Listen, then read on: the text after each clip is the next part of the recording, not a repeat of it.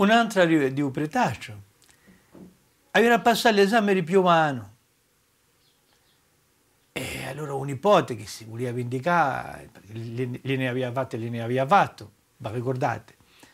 Dice, oh, ti andate, dice a Greri, ma sai, un pezzo che si studi oggi, andato zichi come voi, un ce n'è.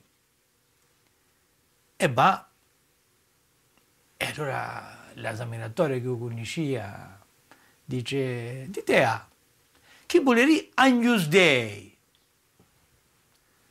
Se ne voleva ridere perché Agnus Dei, un prete, sa, ciò che le voleria, dice tutti le domeniche a messa.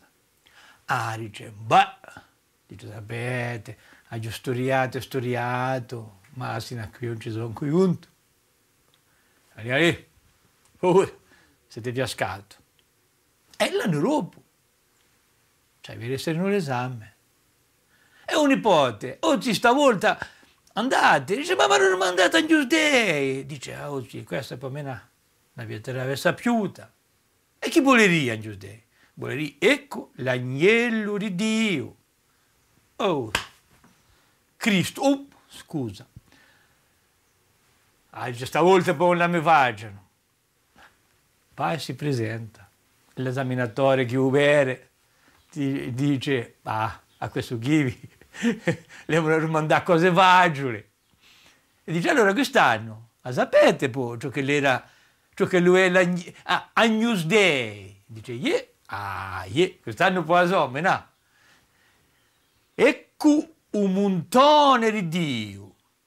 Dice, come un montone? No, ecco l'agnello di Dio. E dice, come? Anno è l'agnello, quest'anno poi sarà un montone. E questa è una di un pretaccio e in dove un nipote è sincero, vuole aiutare.